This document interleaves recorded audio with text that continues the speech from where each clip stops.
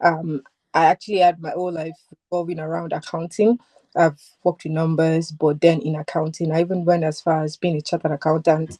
So you should be able to like understand how my love for and my passion for accounting was. The fact that I had my chartered accountancy, it wasn't enough for them. I even went as far as registering with the accounting board here, that's ACCA.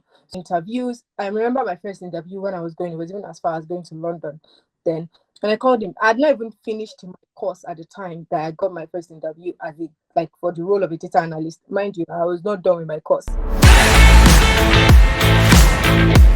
So, who do we have here today? Just to as a form of reintroduction, you've seen it on the flyer. She is one of these these celebrities that you don't know is around you. She's actually somebody I celebrate so much because of her skills and her intelligence. She's highly intelligent, and she's proven this in even transitioning from accounting to data analytics. She's an accountant, chartered accountant, practiced in Nigeria for a while, then moved to the UK, studied accounting again in a master's, finished with a distinction, if I'm right. And then she decided that, okay, I think she worked outside that domain for a while, you know how the UK thing is. And then she decided to, you want to say something? Because you're already muting your mic to this man. I mean, like Dr. Victor, you are selling me more than the way I am. Oh.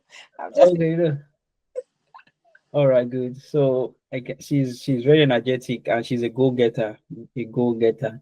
Yeah, and she will tell you much more. So just tell us a little about yourself. Please just give us little. Don't give us everything yet. I don't know what to say. Oh, you've already like put me up there, so don't let me bring myself down here again. So, Tell us your story. thank you everybody for having me today, and I'm happy to share my journey and to inspire somebody here today. So even when Dr. Victor told me I'm going to be speaking today, I was like, okay, it's a good opportunity to like, encourage like other immigrants out there. You might not even be an immigrant. You might be somebody out there that is like looking for a job, that you may still be at that point where you're still confused about what to do, how to, land yourself a job. I'm happy to be sharing my experience and I hope it helps somebody today. Just a brief introduction about myself. Currently, I'm a stock information analyst. Partly, I would say a data analyst because the way data analysis depends on your organization. It has different names. So in my organization, we call it stock information analyst. And what I do on a daily basis is I work with large data. So I work under the housing sector. And when what we call stocks are our properties. So that's my own data set. That is my own, I'll call it my own line. So we work with properties, that's my data. And what I do on a daily basis is data validation, data analysis, creating insights, helping management, make good drive business decisions. We actually plan, we have a 30 years plan that we also plan. I actually collaborate with teams to be able to make that become a success. So we help with financial decisions, anything that has to do with data. We work with the stocks, and when I mean stocks, we have to ensure all of our informations are up to date. I don't know how to like put to terms, just generally the work of a data analyst that you think about. That's what we do. Yeah, so that's the brief introduction. Dr. Victor will also be throwing me so many questions, so I don't want to go into that yet. So I think, yeah. Okay, so I've said, I think we'll try we'll try two methods now and see the one that works. Okay. I would actually definitely I will ask you questions all the way down. It's more of a chat rather than so that it could be very interactive. I Yeah. was thinking we can run through all the questions, but I believe people would have sorry I'm late. Okay, I believe people would have questions, in Yeah. between. Yeah. So try to take one or two questions. If we see that is delaying us in terms of speed and time, then we can shift the questions to the end of it. So calm down, relax, everybody. It's not an interview, okay? Yeah. So Everyone, again, say that again. I said it, they should take it on me. Yeah, all right. So I mean, you've done the brief introduction, so I'm looking at just my notes as well because I have the questions here, and so don't worry at all. We're just gonna add my input and yours, and then ask people questions and will answer questions as they come as well. And I know a lot of people are here already who are also working in the industry, so they can validate what you're saying. Yeah. So the first was, giving us a brief introduction about yourself and what you do, your key responsibilities and the objective of the role, right? So let's start by talking about your transitioning. Mm. How did it start? Yeah. What sparked that move and then, I, down to where you are right now? I mean, my transitioning journey, I would say, is far from being smooth. That's the major highlight because, before I came into the country, like you already said in your introduction about me, um, I actually had my whole life revolving around accounting. I've worked with numbers, but then in accounting, I even went as far as being a chartered accountant. So you should be able to like understand how my love for and my passion for accounting was. Yeah, so when I came into the country in 2021, I also came in to study masters in accounting at the time. Came in ambitious, ready to smash my grades, do well as I used to do in Nigeria. I didn't even think that landing a job is something that is going to be one of the hurdles or one of the difficulties I'm going to face. So I wasn't really expecting that. I did well with my grades, came out with a distinction. So what do you expect? I was expecting, okay, 1 month. Even before then, I think, yeah, I'd started applying. I just wanted like an internship, yeah, to just get a job, but it didn't work.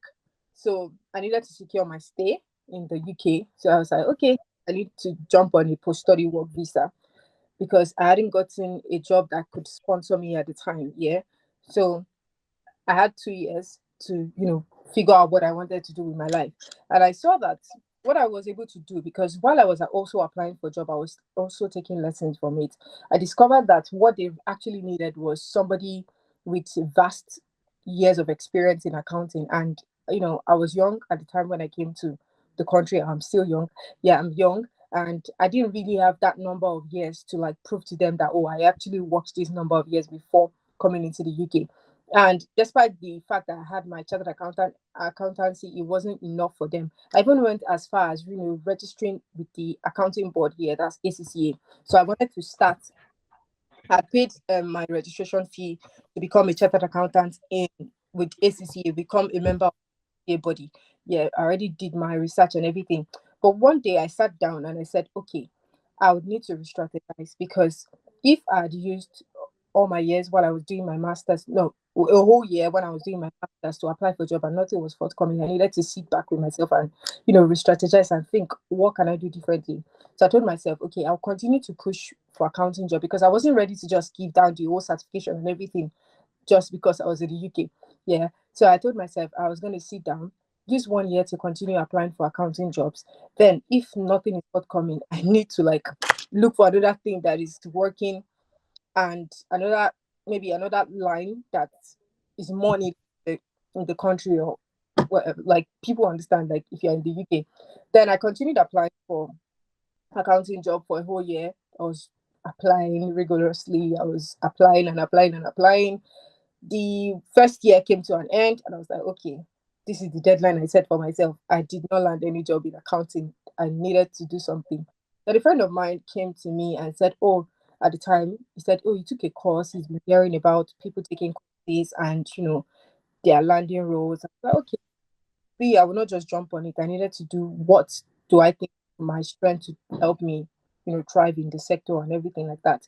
So I sat down with it and I was like, okay, I think data analysis will still be something I would do well with because I already had passion for numbers. I like numbers. So and I knew that accounting analysis wasn't too far fetched because we actually do financial analysis, but not like deep, deep, deep.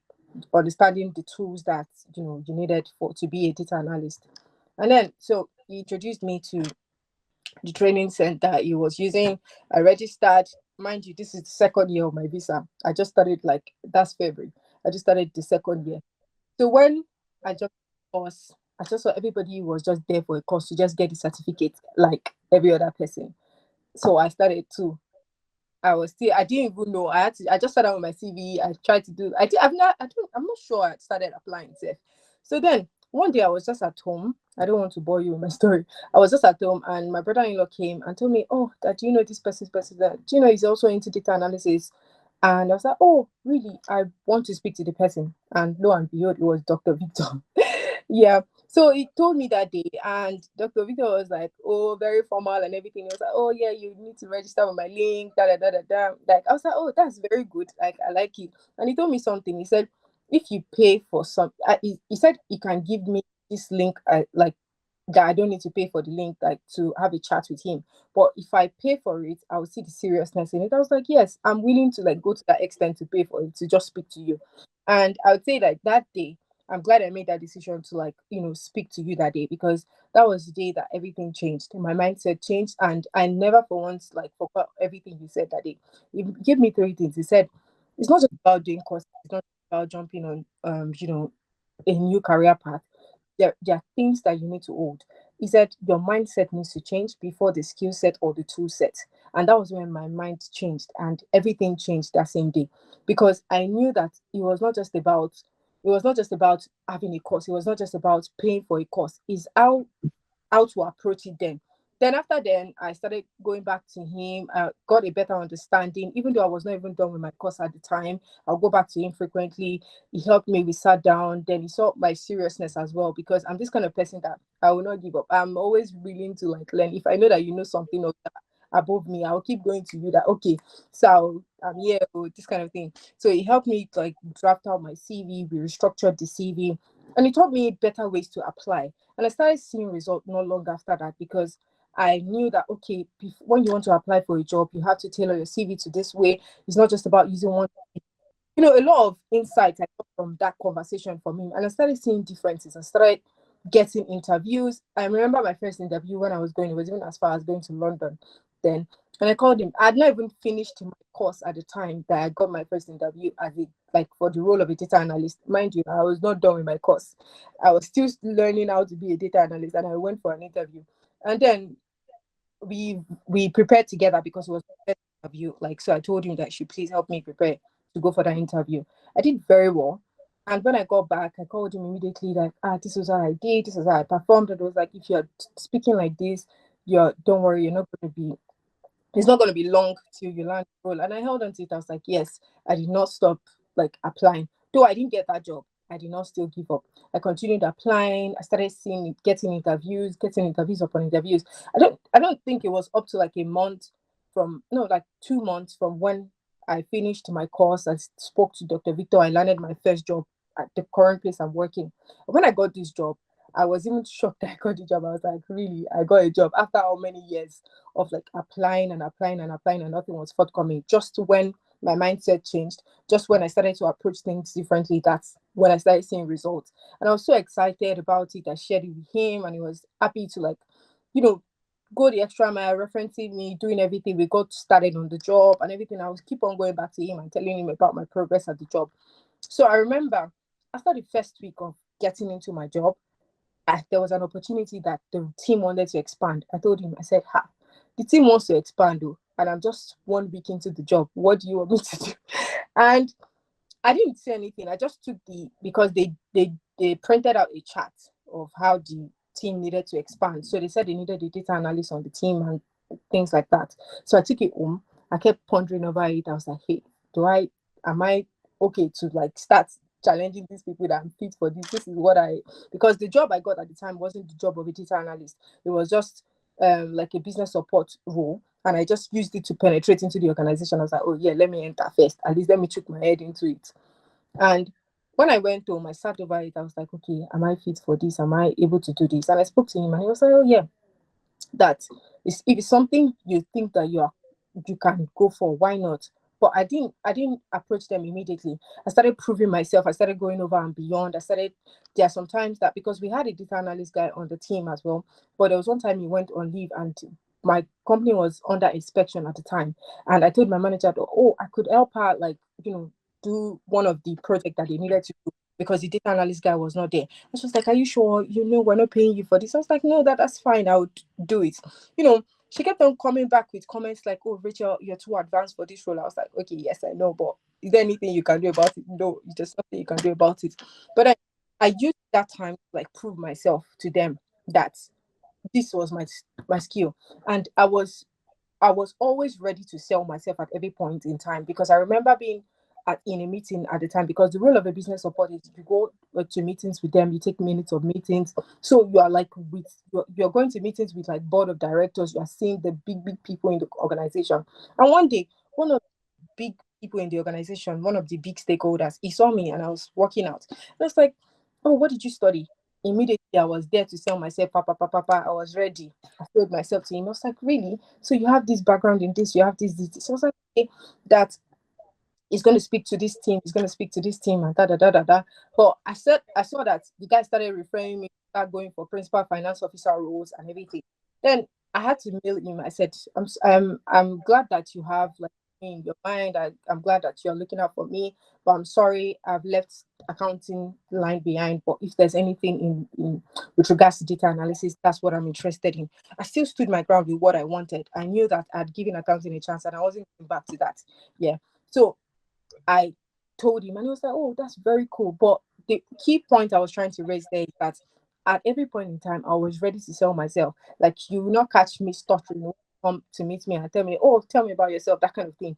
I was ready to say it. I was going over and beyond. And when it was time for me to like move higher, because like I said, I was looking up for opportunities within the organization. So I was always sitting down with the within and outside the organization, because I knew I had limited time to get a sponsored role. Then when the time came, I continued applying. Then I applied for the data analyst role within my team, though it didn't work out well. But I'm glad that I actually did, because the guy that interviewed me at the time said, "Oh, he wanted me to do better. He wanted me to speak better." Like, he was just new to the team at the time. So I was like, "Oh, that's fine, that's fine." But the data analyst guy said he's shocked that I did not get the job, but would not stop me from getting the job. And he told me that that same role was in another team. I did not give up. That same day when he was saying it, that that same role is in another team, I applied. I applied for the job. I got called for the interview, and I got the job. After getting the job, the team I was leaving called me. He was like, "That so sorry that he wants me to interview for the job." And because at the time they started hearing about me saying I wanted to go for sponsorship, but because I was the first person to to ever speak about sponsorship within the organization, they did not even know what sponsorship was about. I had to, like, do presentations, enlighten them about sponsorship. I did my research. Sometimes the HR will come back to us and say, "Oh, you have to have this salary threshold. Oh, this is not. Oh, it's only here that is sponsored." So I had to be going back and forth. If HR comes to me telling me this, I'm going back with my proof that no, it is not like this, it is not like that. So, my former team, back to my former team, the guy came, he was like, "Oh, willing to," because when I started creating the noise about the sponsorship. So my former team was, when the assistant director now said, "Okay, if they're going to sponsor, that it has to be that wants you, and they have to prove it. That's why should they sponsor you?" And meanwhile, I just got a job with a new team. The new manager does not even know me from anywhere. Yeah, I've not worked with them. I've not proved myself to them and everything. But then I knew I wanted to change my environment, because you rejected me in the first place. Now you want me back, and I already got the other job. I knew I didn't want to go back to that team. So what I did is another presentation. I set a meeting with the new manager, and I had to speak to her. I said, "Fine, I haven't worked with you before, but then I'll prove myself to you. And if you ask for my previous management, if you ask for my feedback, you're gonna get." I told her something. I said, I would tell you to take a chance on me, and you're not going to regret. I said, "You have to bank on me."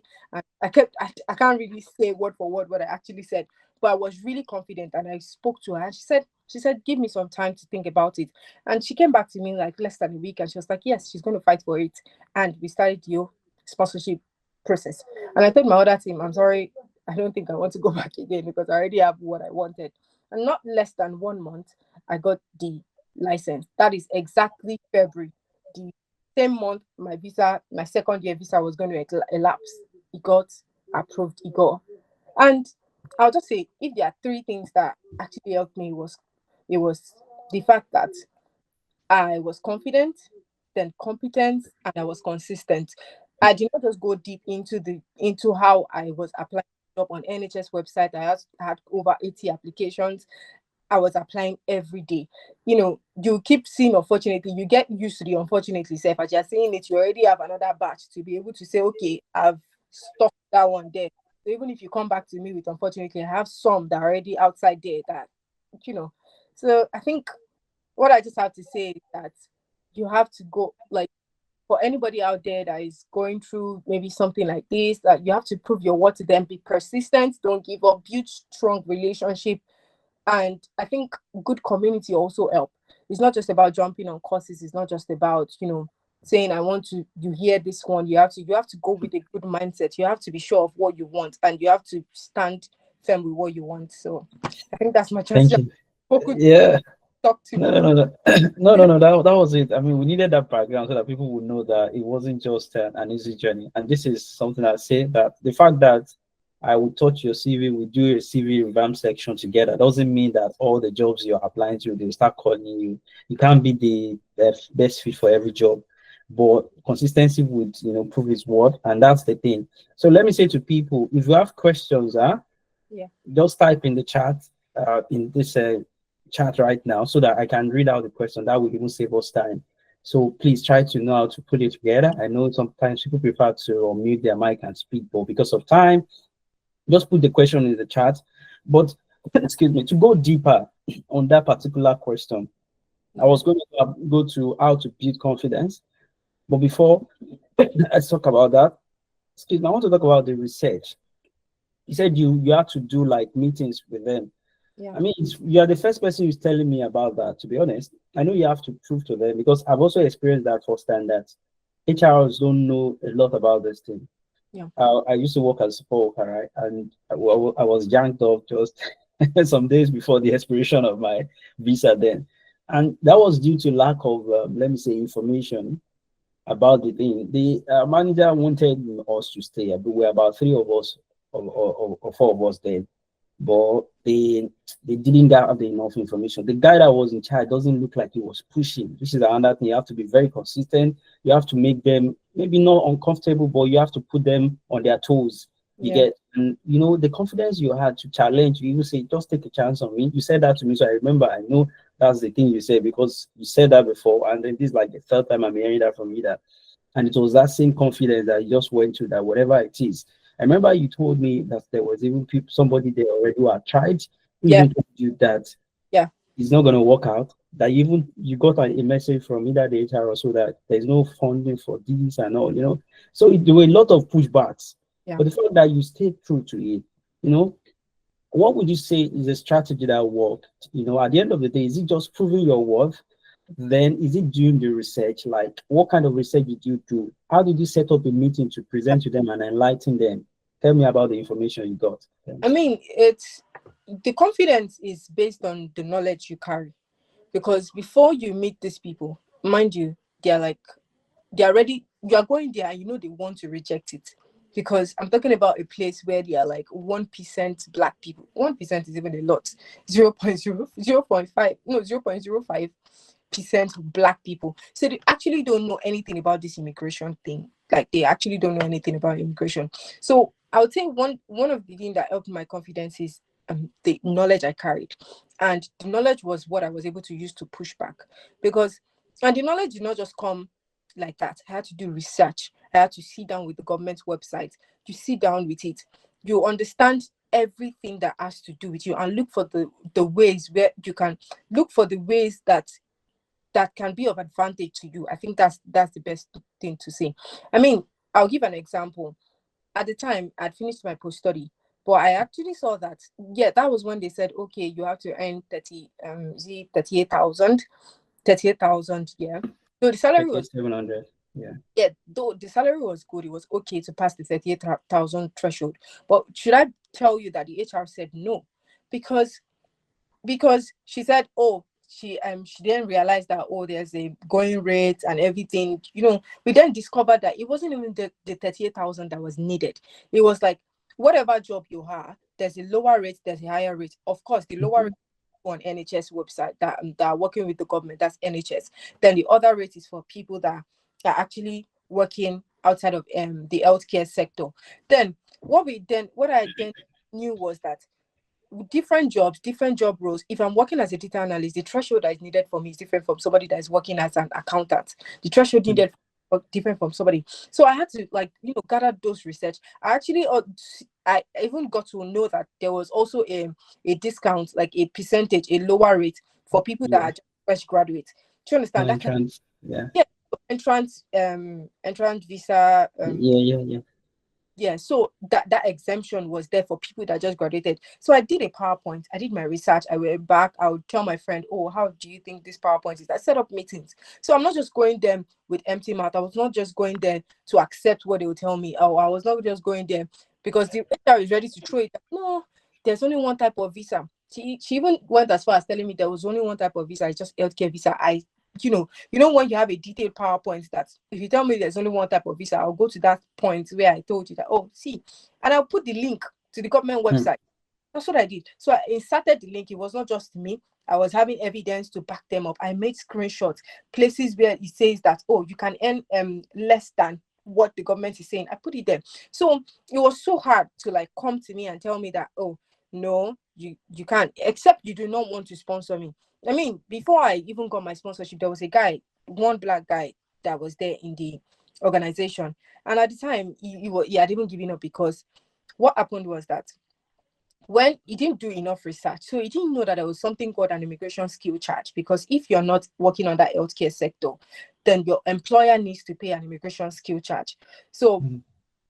he didn't get prepared. He didn't tell them about it. So when they gave him the sponsorship, that's when the government got back to them that, oh, you need to pay £3,000 for this person for so amount of years. And you're like, no, they don't have it. So the HR said, okay, instead of even giving anybody, we'd rather be telling people that we do not even have it.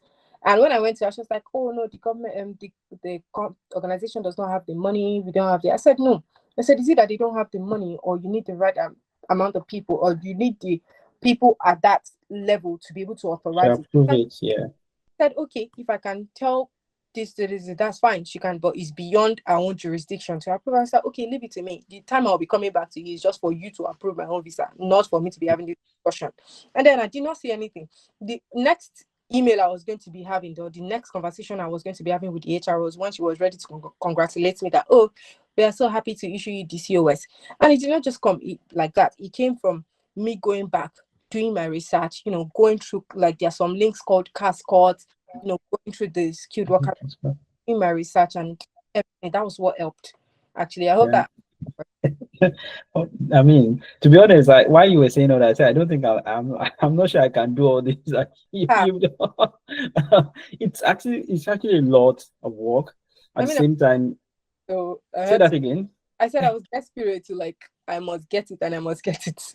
So And with that has also helped me. In fact, since you told me about your journey and your story, it has helped. Yesterday I was still asking a solicitor, right, about the new entrant visa thing, which the information we had before is different. One yes, thing about the government website is that there are a lot of information that can either mess you up or confuse you, or get you there. And if you don't do your research because I've had this similar experience too, which I was saying is costly. They need to spend £14,000 to sponsor. I'm like, I don't understand. Where is this information coming from? And they say it confidently that if you yes, don't know what you're saying, even yourself will be confused. And you can't ask questions, you can't question that without a proof. You understand? You have to bring data to be able to counter that information that you have. And that's the thing. So there's a new entrant visa for anyone here. And if you just finish, maybe recently finished, it's actually a 4 years gap, to be honest. And it starts from the day you either switch to post-study work visa or maybe even skilled worker visa. And so you're allowed to pay something lesser, which is yes. around 30K or even less than what you Um, have before. I think it's not even fixed. Go I'm ahead and tell me correct. what. You're allowed Yeah. to be, like, your own threshold will just be 70% of what the government says. So Go. 30% is, so let's say it's Okay. 1,000. 70% of it is what you're supposed to be looking for as your own salary threshold, as your minimum salary you're supposed to earn. So that's So meaning it doesn't even matter if the role itself initially entered the 38K, it doesn't. no matter how low the pay is, Yes, you're allowed to get it doesn't. 70% Yeah. of it. And then you see, I was even asking that, is there a limitation for age? Because do you know a solicitor told me this recently? It was just Sunday that I asked that the new entrant thing, does it have age limit? He said yes, if you are not 26. Another solicitor told me that no. They said all, and it showed Oh, me all is like yeah, meaning you can either have this criteria, meet this yeah. one, or meet the other one. Tell you if And you this, meet one of all the criteria they've listed. So if you are here and you are still within your first 4 years of after school, because they say it's like a 4 years window, meaning even if you have been working before as a skilled worker, so far you're still within that 4 years, you can still claim new entrant. Yeah. And it doesn't matter how old you are. The example you made is even if your 60-year-old grandma or is, you understand, a new entrant, so far she just finished school year, she's still qualified to get a lower pay. There's another one for PhDs to which I was asking a lot of them. So we really need to pay attention to this. If you need to pay for information, if you need to get a solicitor who knows this thing, now you have to deal with, because there are also different people that understand the immigration law than the other people, right? So this is another thing people should understand. Know who to ask for information. Be ready to pay for information. Be ready to spend time digging and digging and digging for you to be able to get this. Yeah, thank you very much. And to add to this, my usual approach is this: spend some time to prove your worth within the organization, which is why if you are here and you are trying to peg yourself on, I must get a sponsorship job for a start, while it is possible, no doubt, the chances become slimmer, or the chance is slimmer because there will be a lot of competition. And Yeah. if 90% of the organization that will naturally sponsor will not put it on the advert that they are sponsoring, because you think about it, they're going to pay some money or they're going to maybe go through one or two things that is not usual.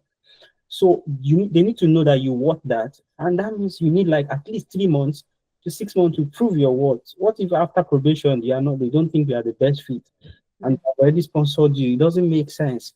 So I'm not in their support. I'm just trying to say if you're also applying for jobs and they're asking you, do you need sponsorship? The only reason why they're asking is because they don't want to have anything to do with you. It's not like they want to favor you separately. Even within the NHS, they still tell people that they are not sponsoring because they banned. And when you tell them this, they just tell you that's the reason they rejected you. You can't start arguing. But if you get in first and then let the argument start with information, right? So how do you build confidence? Because where you say the whole thing started from the first call, yes, but you have to maintain it and then you build on it. The fact that you are just coming into the field, what did you do to is there anything you saw there that gave you confidence that I know this thing and I can do it no matter what? I'm just entering, I just switched. But yes, you were still able to hold yourself together. Yeah, what helped me like build confidence, like I said, because you can't build confidence on an empty head. I actually took extra time to, like, because this is a new field, I'm learning new tools. I was faithful in my course.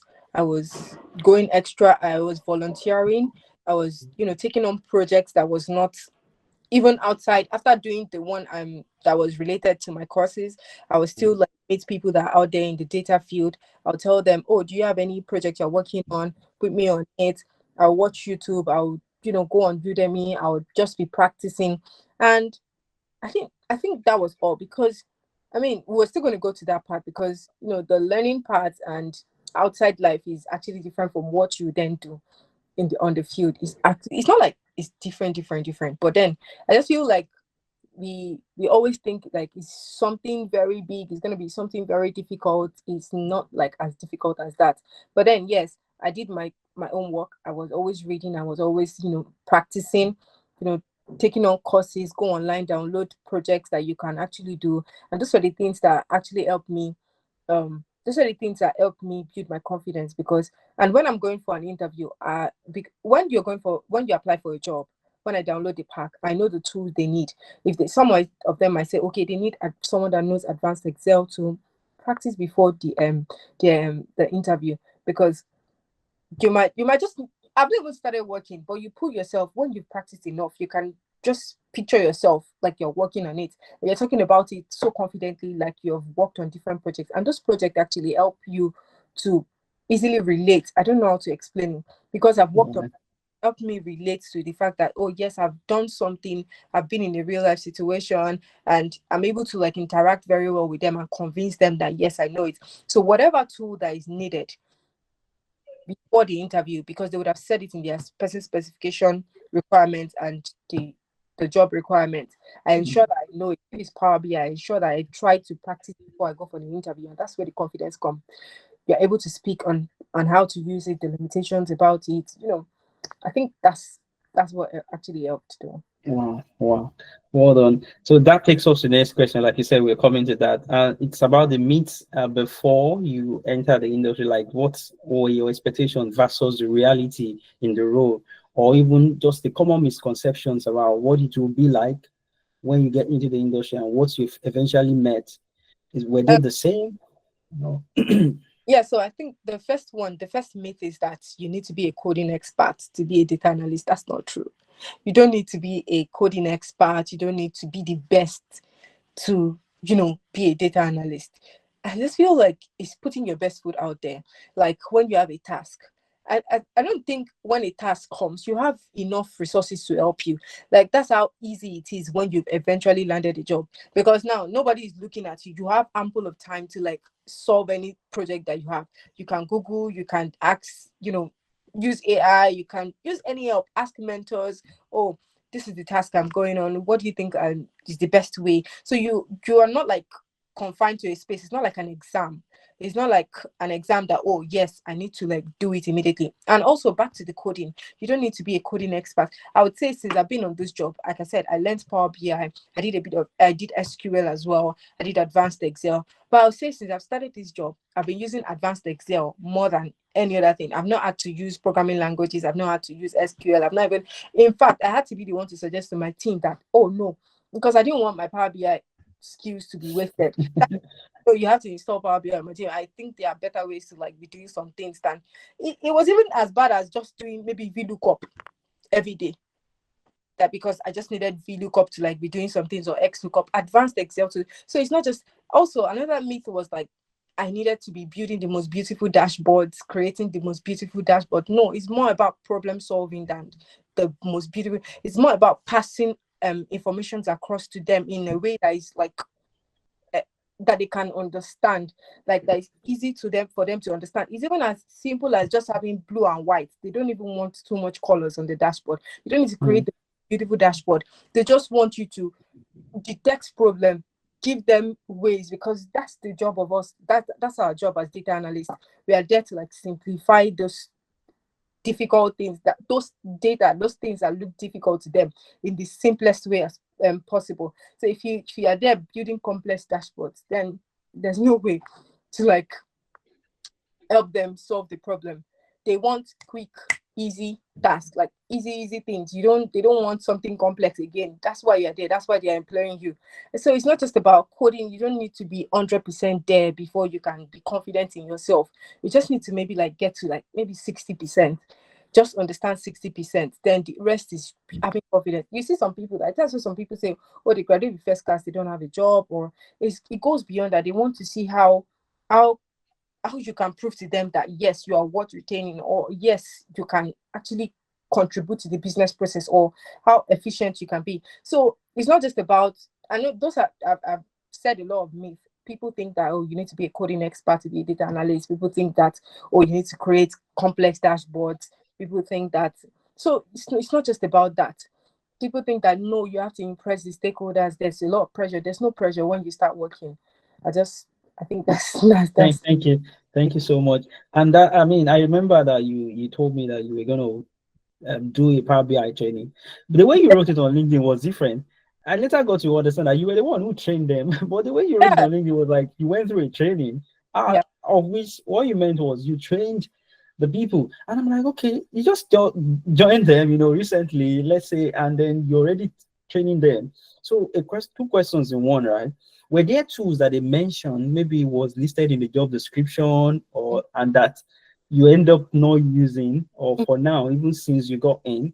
And yeah, then how did the story about the Power BI thing came that you ended up teaching them and training others, the people that you probably met there, on how yeah. to use Power BI? I mean, when I did this interview for this job, what was on the job role was that they needed someone that was tech savvy, you have good knowledge of, Microsoft tools, advanced Excel, most especially. And I think when I went for the interview, I actually was, speaking, yapping, talking, and I didn't know when I mentioned, oh yes, I was very good with Power BI and everything. Now you go put When yourself. when when I started, oh, when I asked the woman, why did you employ me? She said, oh, that yes, aside from many things that I said, they're about to like get an approval for a funding that like, and There's something that is massive that they want to start.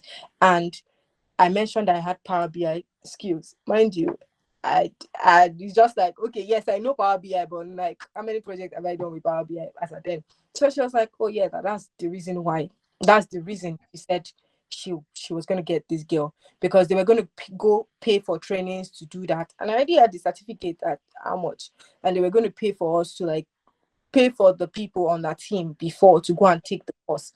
And shortly after, in fact, she had even forgotten that she said she needed me because of the Power BI. So I was like, I'm a data analyst. I'm a data analyst. I've never been using anything more than Excel and advanced Excel and everything. So I told her, oh, I need to get the Power BI on. She was like, oh yeah, she had forgotten that she needs to speak to the IT. They need to install it. So they installed it for like two other team members. And she told me, so that day I was just like, freestyling, showing them some things that you can do on Power BI, like that is related to what we do at work. And she was like, wow, this is beautiful. She wants me to teach the other. I'm talking about people that have been there for 10 years. So I should come and train them on Power BI. And I was like, really? Is this how it happens? And I had to set up meeting training for them. I, did my PowerPoint. If there's something like I said, I'm always ready. I like doing PowerPoint presentation. And I did my PowerPoint. I set up a meeting with them. I talked them through. I just did like the basic, because after the training itself, I told them that this is not something that will take me one. You can't learn it in one day. You have to like, constantly go back to it and everything. And they were so impressed. And I was also happy, like, oh, so I can even get to this stage that I'm actually training senior colleagues on how to use a tool. This is massive. Again, that you have already made an impression with that. It shows them again, you have proven to them that the money they spend on Yeah, that thing. I used to forget the name. What's that fee again that they pay? immigration That's the ticket. Immigration what? skill charge. Skill charge. Maybe I need to write this out, because when I'm in a conversation with people, I tell them there's what we call immigration. I just don't remember the rest. Well, that was beautiful. So, I mean, that takes me to two questions again: communication with your stakeholders, and then identifying them. Understanding how to tailor your communication across the team. I know you said you like to, use Power BI. I mean, sorry, you like to use PowerPoints and all. So, how has it been? Based on your knowledge so far, what has it been like communicating with different stakeholders across the thing? Because I know you deal with different things, and it's a real life thing, and it's a real thing in the sense that you're dealing with stock in terms of housing. So probably you'll be dealing with repairs and some of those things. Yeah. So what does it look like? Immigration skill chart. Yeah. Somebody is asking. Yeah. That's what we discussed. Yes. In fact, it was the one I was talking to, and I couldn't remember what. And I said you would say it in the live section, and you did. Thank you so much. So, what's communication like to you, and how have you been able to improve over time? Yeah, I mean, being an immigrant, number one, there's communication barrier. I had to like, speaking with them, but then I realized that I don't even need to be faking accent to speak to these people. I had to talk to them so that even if I'm even speaking accents, that's when they don't even understand me. So Exactly. talk about Exactly. language. I had to just like talk and they understand me. So that aside from that, when it comes to communicating with stakeholders, we communicate based on the needs of the stakeholders. That's how I communicate.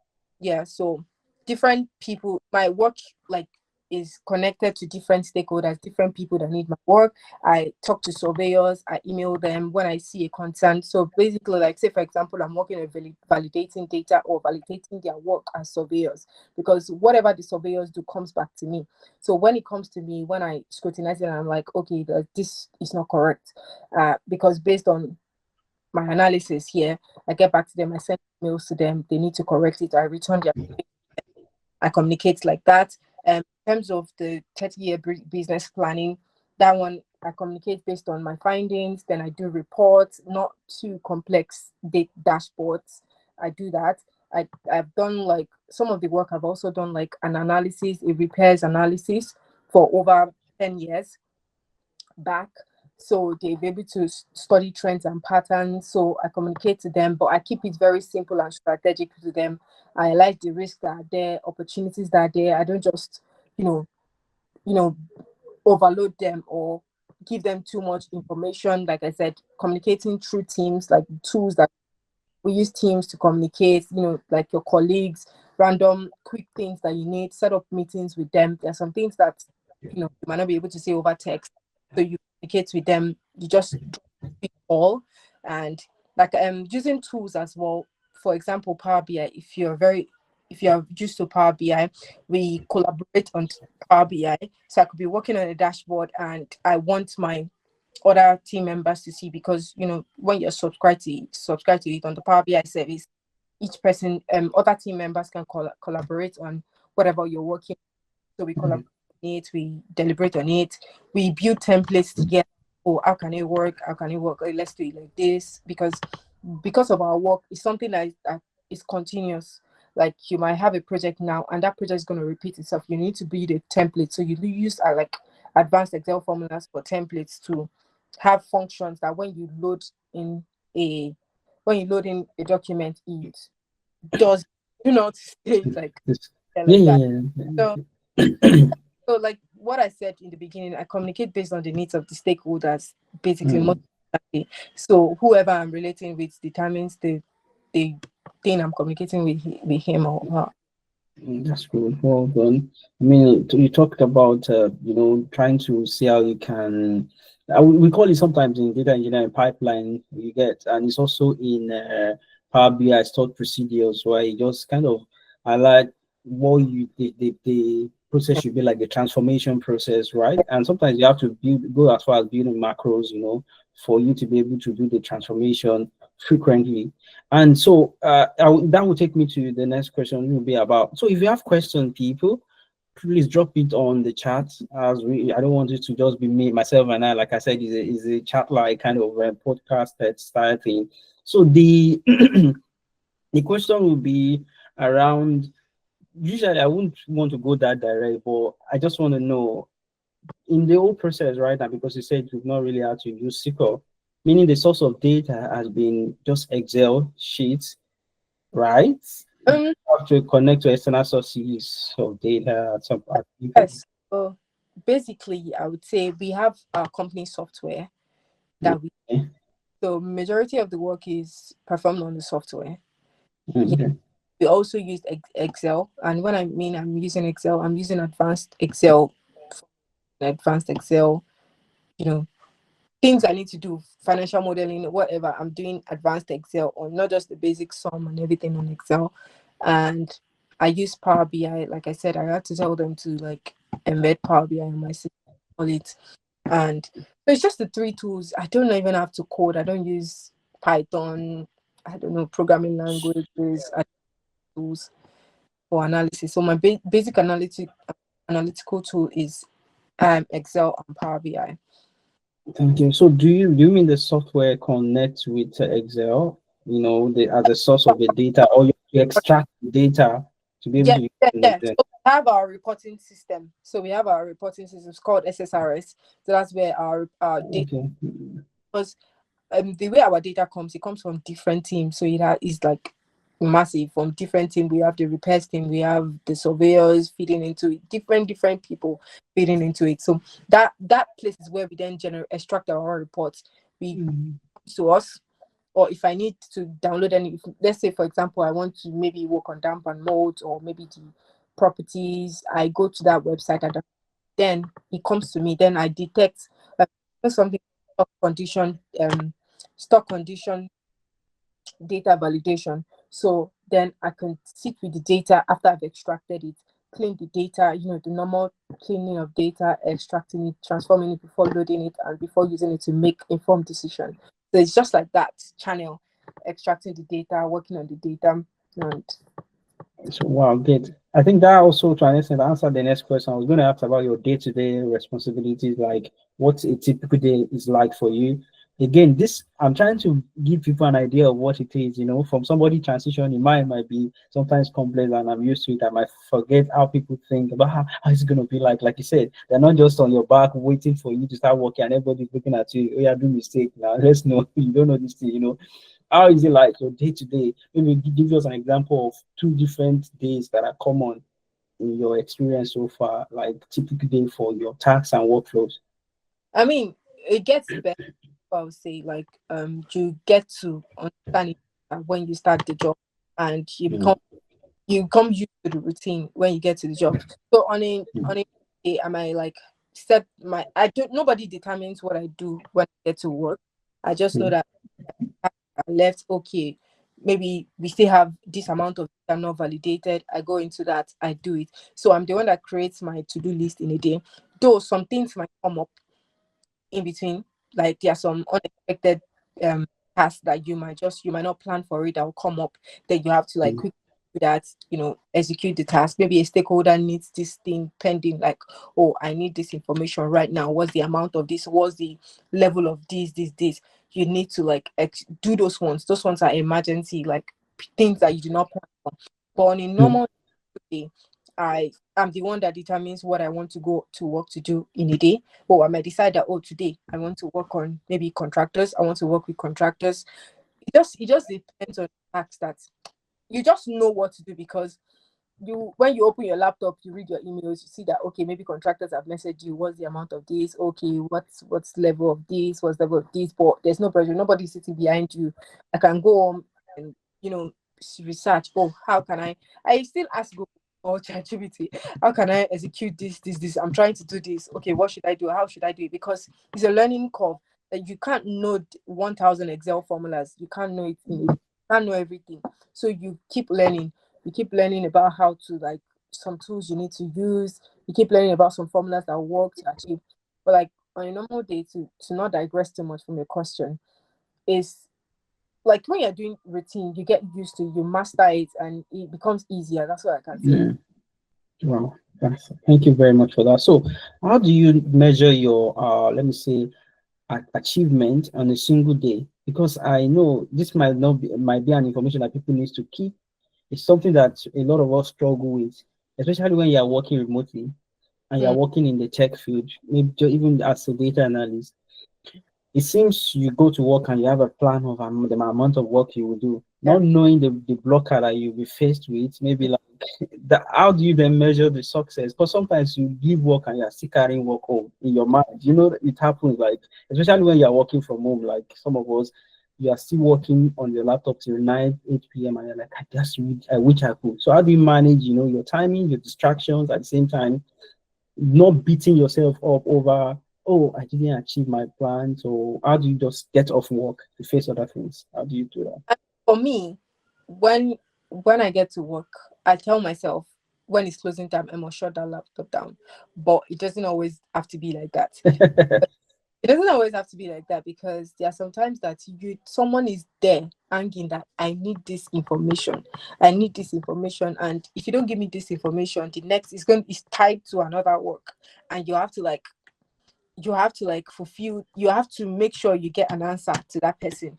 If not, he will not be able to go over ahead with his, like, there are some tasks that are actually connected, and you're the one in between that you must do your own part in the. So sometimes your 9 to 5 might not work, you might have to like extend, because my working pattern is actually flexi. We're allowed to work 7 to 7, though I work like 90% at home. I work Monday to Thursday at home. Just I go in once a week to the office. But then how do I measure my achievement? In the sense that when you're able to provide, when you've helped, you know, the business process, you've, helped create insight, you've helped the next stakeholder make, like, you've impacted them in the sense that your work has helped them next stage. You have that fulfillment that, oh yes, I've actually helped solve a problem. So it's more of like problem solving. You've helped solve a problem. You feel fulfilled that day. And aside from that, on some days you don't even have to solve any problem. It's just you doing your normal work. It's just you know, say for example, I have 20,000 data to validate, and just there's no pressure. There's nobody like that is on my neck that, oh yes, you need this information. I'm just, there's some good days. There's some days that are very quiet. There's some days that are very, very uncertain. It just depends.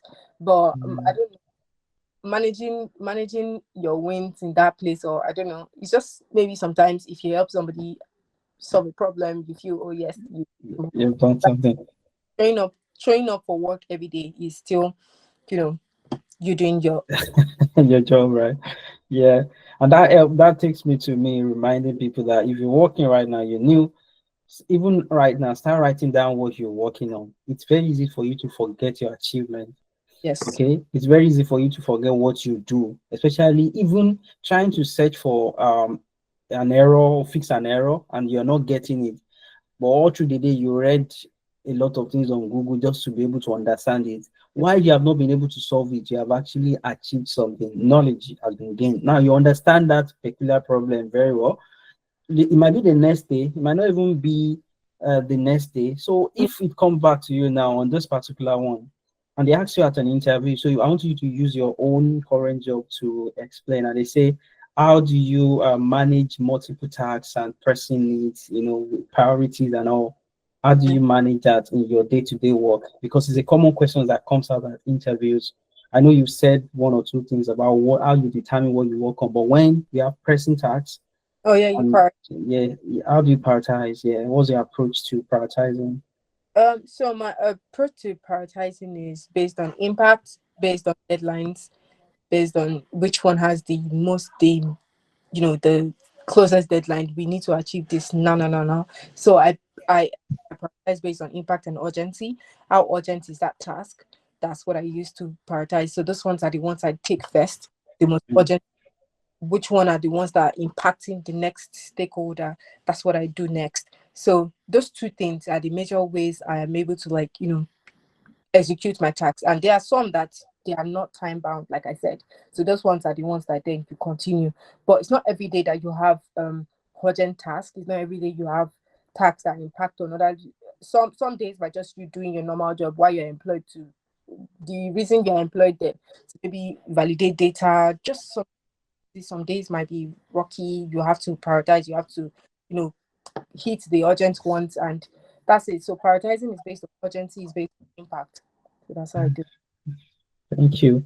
So we have a question. I guess that's directed to you, but at the same time, it's a question I love to answer, and we have a different way to answer it here. But I will let you just speak up the question. You said the first question from us is how did you get projects to practice online? Mm.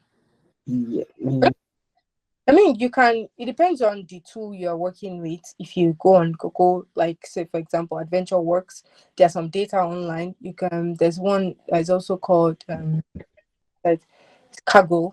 You okay, can, yeah. yeah, Kaggle. You can download their ready available projects if you want to clean data, if you want to practice data. And so for me, if I know that you are there above me, I don't let you rest. What project are you working on? Please give me project. Recently, I still even asked one person I met in church. The man is really good with SQL. Aside from that, he's really good with Power BI. And I told him, oh, because he actually gets project and everything. I was like, oh, what are you working on? And he sent me, he was like, oh, yeah, he has some work that if I want to do that, he can send it to me. And he sent it to me. And he told me, oh, use Excel. And I was like, I don't want to use Excel because I'm trying to I want to do some DAX expressions. Because I want you having projects or you going extra outside of work is you trying to know more things. I was like, oh no, I want to do some DAX expressions, and I did it another way to just achieve the task. So be open to meeting people, be ready to bug people. They will not send you away. When people see that you are that you are you are relentless, yes, that's the word. They would they would then succumb to you. So you go online, Google is there, you see different projects, go on Cargo, there are other websites. I can't really remember because I always have projects and I always have data set to play with. Yeah. Yeah. I mean, I just dropped the one to mention and I added Google BigQuery, I added Kaggle, and I added Adventure Works, right? So people you can look at that. But then I tell people, I remember Mr. Yomde David is here. While he was on the launch pad, so he came to me and said, I need to get data sets from this person, blah blah. I said, okay, calm down.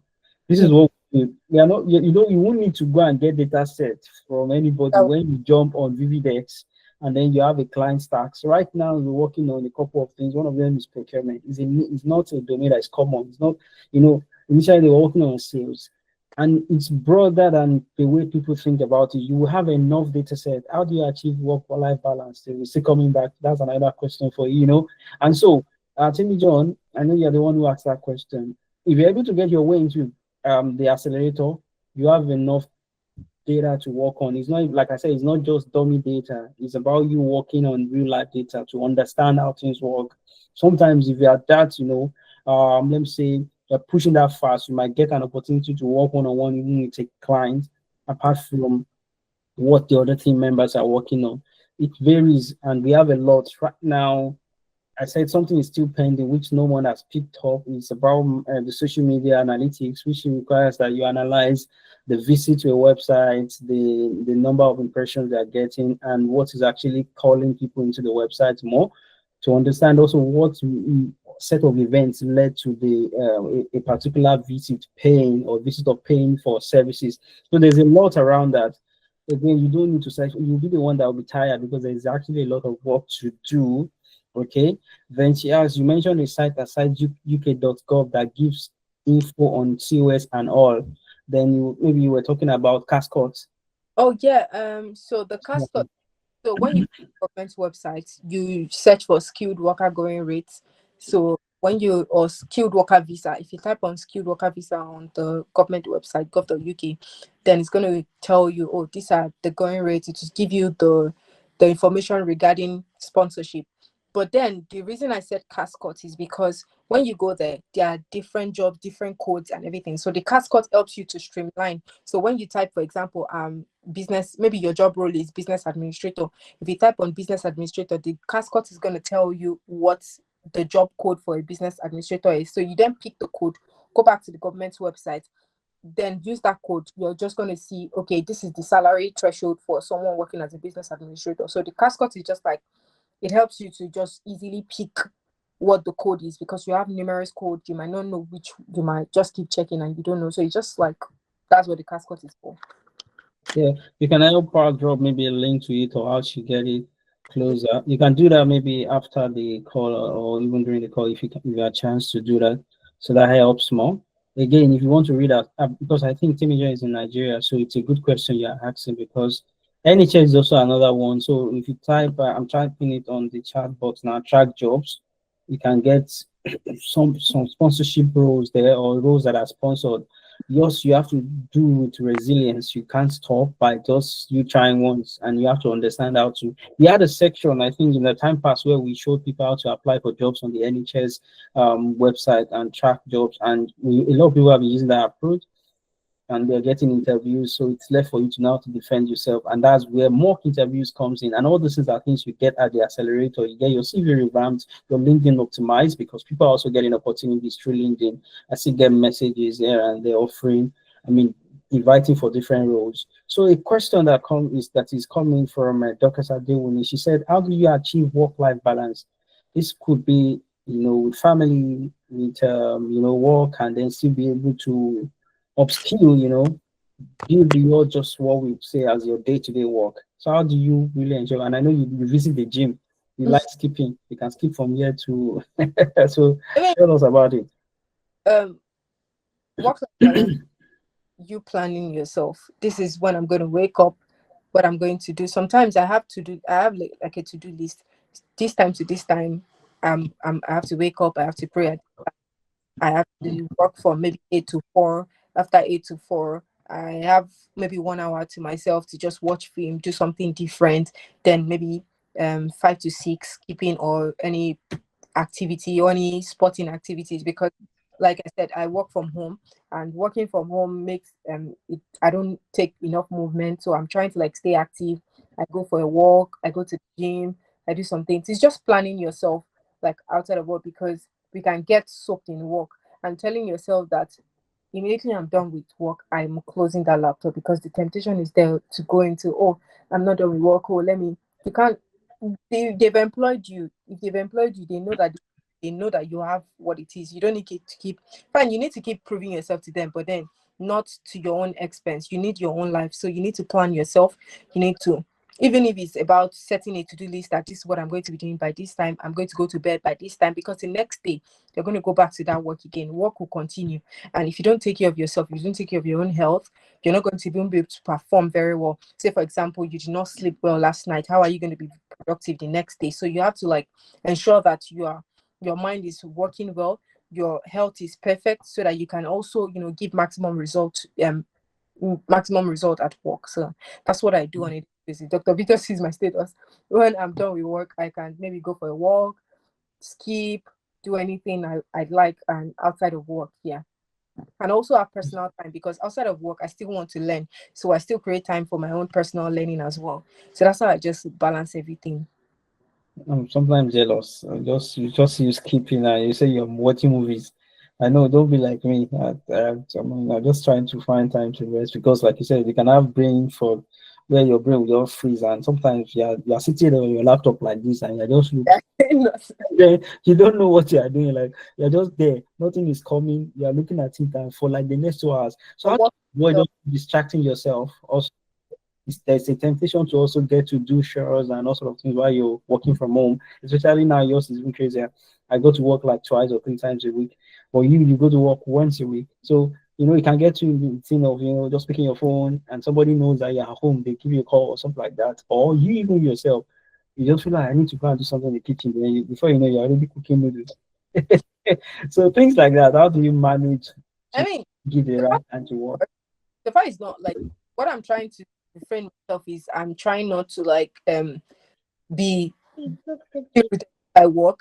Having a life outside of work, even if it's like house chores I'm doing, even if I'm cooking, at least it's different from work. Work time is work time, and my personal life is my personal life. Like when it's time for me to cook, I cook. When it's time for me to have time for my family, I have time for my family. So being able to, it's just being able to plan yourself outside of the work. Some people like to work like endlessly. Like one of my colleague, she stays in the office like any day we're in the office. She can work from maybe 7 o'clock till like 6 p.m. or 7 p.m. then go home, and you see overtime building up and building up and building up. So the only thing is me, for me, I need to like rest. I need to take enough rest so that the next day I'm able to give maximum results, so that I'm able to deliver good work for my management team and everybody. So it's just about prioritizing yourself. Yeah.